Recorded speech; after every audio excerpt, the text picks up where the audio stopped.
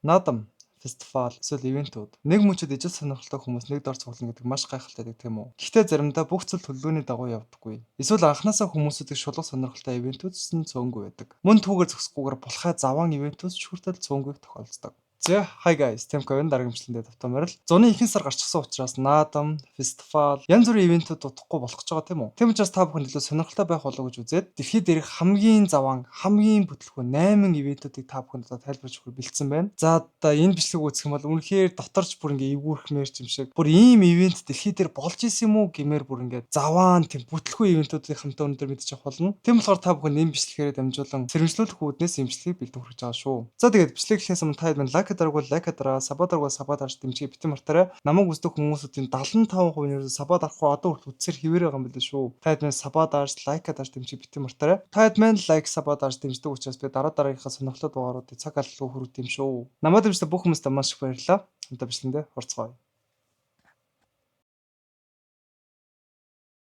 За тэгэхээр эхний баримт алдартай ном Хүүхдүүдийн хусамжит киноны дүрээр олон хүмүүс түгээмэл дэлгэрсэн Wally Wonka гэдэг нэртэй дүр байдаг. Тэр болохоор одоо шоколадны үйлдвэрийн эзэн маш том одоо малгайтай тийм хүн байдаг. Харин Шотландын Glasgow гэдэг хотын одоо хүүхдүүдийн хувьд болохоор энэхүү дүр нь итгэлийн нэвтсэн хурам эхлэлтийн одоо бэлэг тэмдэг болсон мөч байсан байна. 2004 онд House of Illuminati гэх одоо компани Wonka киноны одоо тухайн хүнийг химэл оюухан ашиглаад нэгэн том залилан зохион байгуулж байсан юм байна. Тэд нэгэн одоо хүүтэн агуулгад хүрээсдэнгүүтлээ сурчлагын вебсайт дээр яг л одоо үлгэрийн оронд очсон мэт одоо өнгөлөг эд шидийн зургуудыг бол вебсайтанда байршуулсан юм байна. Гэвч болохоор тэр зургууд нь бүгд химэл оюуханаар хийсэн одоо хуурамч дүрсүүд байсан тэд бол анзаараагүй. Хүмүүс болохоор 40 гаруй доллар төлөөд очиж яасан бэ гэхээр чихэр өвс, шоколадны гол биш харин шов хоосон, саарал, нүцгэн одоо агуулга ухагдсан юм байна. Бүр инээдтэй нь юу вэ гэхээр тэд болохоор жүжигчдэг одоо хөлссөн ч AI-аар Дими Балаа одоо түүх зохиолгон гудлаа жүжиглүүлсэн юм байна. Тэрч байтугай одоо кинон дээр нь огт байдгүй Дэ Анов гэх одоо аимшиг дүр хүртэл одоо зохиож хүүхдүүдийг айлгсан юм байна. Wonderful. I love it. Fantastic. Please vote a scary face of the great unknown. It's an everlasting gobstopper. What was that? Why did he do that? Эцэст нь яасан бэхээр эцэгчүүд уурлаж цагдаа дуудаж зохион байгуулагч Белли Коул бүх мэдээлэлээ устгаад зугтсан одоо үйл явдал дэлхийд даяар бол шуугуулсан байна. Хүмүүсүүдийн дүгнж байгаагаар химэл оюухан ашиглаад хүмүүсүүдийг одоо залилж байгаа. Хүмүүсийг яаж шуулж болдгийг харуулсан хамгийн одоо заваан жишээ гэж бол хүмүүс дүгнж байгаа юм байна. Гэтэ таад бодоод үзтээ химэл оюуханаар одоо хүнийг залилж нэг оцдоо. Таад мэдэндээ химэл оюухан хөгжөд одоо жихнээсээ бараг л ялагдахгүй төвшөнд баагуур очиж байгаа. Энэ үед болохоор хүмүүсийг залилж муугаар ашиглаж байгаа гэхээр яг үндэ бид нар ивент фестивалд очиж байгаа бол маш сайн шалгаж иж л очихгүй бол бас л хэцүү юм байна да.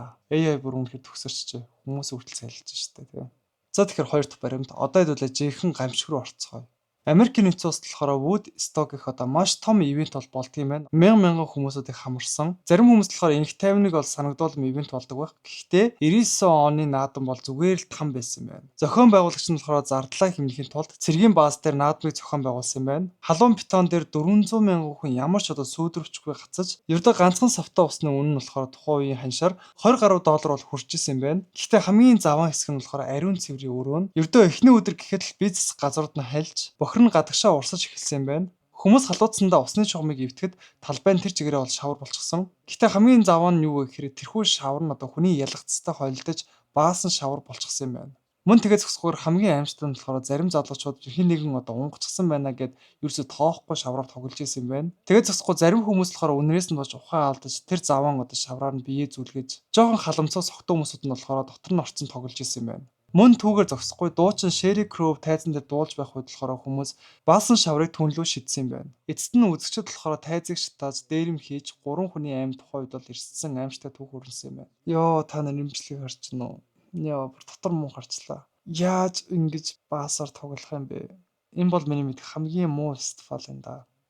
Хамгийн амар дуучин руугаа баас шидэж штэ тий. Ийм заваа ивент гэж болдог юм бах та. Манай монголчууд хотоо шүгдэх хүрдэсэндээ хаа очиж ингэж балиартгүүлтэй. Гэхдээ бас хотоо шүгэндээ орно гэдэг чинь ч бас зүгээр зүг биш л дээ.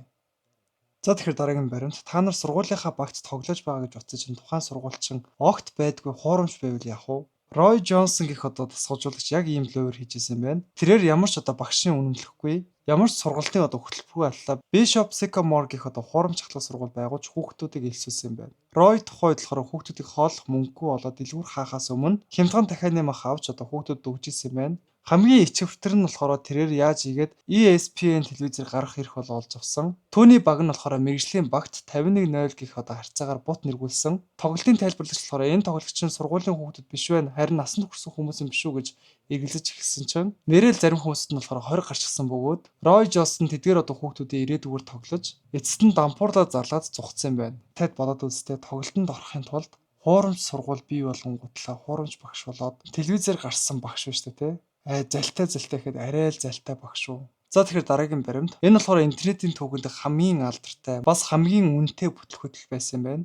Белли Макфарланд болон рэпер Ja Rule нар Pablo Escobar-ыг эзэмшиж байсан хувийн арал дээр дэлхийн хамгийн тансаг наадмыг зохион байгуулна гэж амласан юм байна. Тэд сурталчилгаан дээр болохоор Белли Hadid, Kendall Jenner зэрэг одоо топ модельүүдийг тоглуулж хүмүүс тасалбарт $12,000 хүртэл төлж одоо бүртгүүлж ирсэн байна. Гэтэл яасан бэ гэхээр баячуудын хүүхдүүд арал дээр буумгцаал залиулснаа мэдсэн юм байна. Тансаг зэрэглэлийн вилла байшингийн оронд тэднийг гамшигын үед ашигладаг борооны усанд норсон одоо майхан өгцсөн байна. Хамгийн ичвтер нь юу байсан бэ гэхээр зохион байгуулагч модельудаа $1.2 сая төлсөн алтлаа. Хоол бэлдэх тогооч нар болон хоолнд өгүүлчлэх хүмүүстээ болохоор мөнгө төлөөгүй байсан учраас тэд нар бол хаяаж авчихсан байна. Үүний үр дүнд болохоор $12,000 төлсөн зочид болохоор оройн хоолндоо ердөө 2 тусам талах ганц цусан бэлтгэгтэй хавчурга авсан нь интернетийн түүхэнд хамгийн алдартай заван хоолны зураг болж үлдсэн юм байна.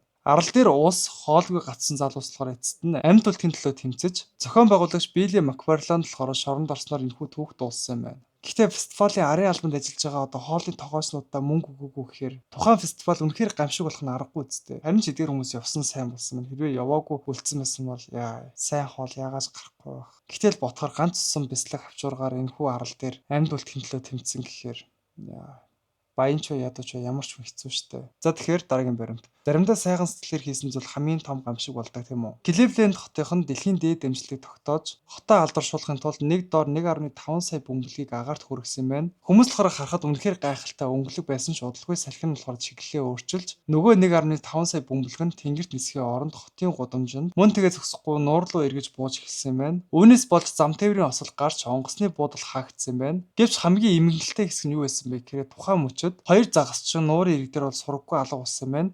Багийнхан болохоор нисдэг тэргээр тэдгээр хоёр хүнийг хайсан боловч усан дээр одоо хөвөг сая бөмбөлгнөөс болж хүний толгойг ялгаж харахаа болж тэднийг олох ямар ч боломжгүй болгосон байна. Хэрвээ тэдгээр бөмбөлгүүд нь байгаагүй байсан бол тухайн хоёр хүн амьд байх боломжтой байсан гэж хүмүүс үздэг юм байна. Тэгээд сайн үйлсийн аян байх ёстой байсан тухайн ивент нь эцэст нь сая долларын шүүхийн зарга хүний амнаас ирсэн эмгэнэл одоо явдал болж хувирсан юм байна. Юу бодож ивент зохиож 1.5 сая бөмбөлөг хийсгдэг байна. Гэхдээ энийг өнгөрөө шүүмслэх амар хэцүү юм те. Зарим хүмүүс ингээл бөмбөлөг хийсгээл гоё одоо мөчийг өнгөрөх хүсэж байгаа штэ. Гэхдээ эргээд энэ нь одоо хохирол үзүүлсэн гэхээр яг го цөөхөн байсан бол хамаа алга 1.5 сая бөмбөлөг хийсэж явхаар чинь төмөр болно сте ер нь бол. Бас л эмэнэлтэй юм аа.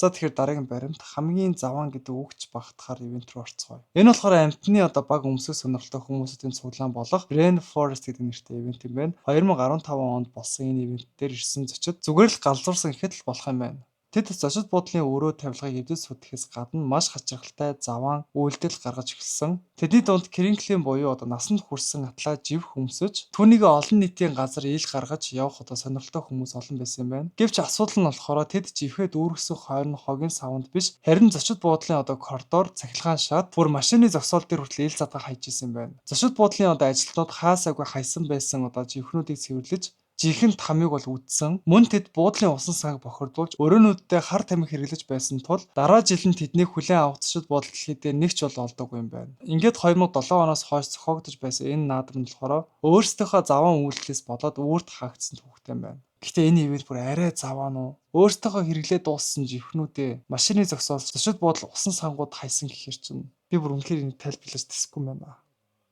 За тэгэхээр дараагийн баримт. Одоо бүгдээр интернет хэрэглэгчдийн хамгийн том онгой болсон Dashcon гэдэг ивент рүү орцгоё. Tumblr сошиал сүлжээний пэйнүүд болохоор нийлж зохион байгуулсан энэ арга хэмжээндээр Зохион байгуулагчид нь тайзан дээр гараад үзэгчдээс шууд одоо $17,000 өгөхгүй бол буудлын мөнгө төлж чадахгүй. Энэхүү ивент хааглаа гэж бол хэлсэж яасан бэхээр үзэгчид мөнгөө цуглуулан одоо тэдэрт бол өгсөн юм байна. Тэгээд ч тухайн ивент болохоор уламд орцсон. Сурчлагын дээрээ болохоор асар том гой бөмбөлөгт сан байна гэж бол амласан ч бодит байдал дээр хүүхдийн тоглоомын ганц жижигхэн хуванцар бассейн тавьчихсан байсан юм байна. Олон алдартай зочид болохоор ирээгүй тул зохион байгуулагчид гомцон үзэгчдэд нүхэн олгуур олгож нөгөө бөмбөлөг тусан санд болохоор 1 цаг тоглоорой гэж бол хэлсэн юм байна. Энэ нь болохоор өнөөдрийг хүртэл интернетийн түгэдэг хамгийн ичвэртэй нүхэн олгуур болно үлдсэн юм байна. Ивентэд зориулж $17,000 ийм усан сан барьсан гэхээр энэ ивентийн зохион байгуулагчид нар үнэхээр эрүүл ухаантай байсан болов. Хамгийн инээдтэй 1 цаг тоглоорой гэж хэлсэн гэ боддоо. Яа.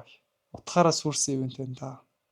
За тэгэхээр хамгийн сүүлийн ивент. Энэ ивент нь болохоор нууцлаг бөгөөд аюултай ивент. 2014 оны Антрокон буюу одоо амтны баг өмсөх сонирхолтой хүмүүсийн цуглаан дээр хэн нэгэн санаатаагаар зочид буудлын коридороор хлорын унтаг бол тасгаж орхисон байна. Үүнээс болж яасан бэхээр 19 хүн хортож тухайн үед болохоор эмнэлэгт хүрэгдсэн. Гэтэл хамгийн их жалтай зүйл нь юу байсан бэ гэхээр зочид буудлаас нүүлгэн шилжүүлсэн олон зуун хүн амтны хувцастайгаа гудамжинд зогсож байх үед хажуу талын байшинд нь нохоон үзэсгэлэн болж таарч исэн байна. Хүмүүст тухайн мөчлөхөөрөө нохоонууд болон нохоо шиг хувцалсан хүмүүс гудамжинд нэгэн зэрэг зогсож байгааг хараад үнэхээр хачин санагдаж байсан гэгдсэн юм байна.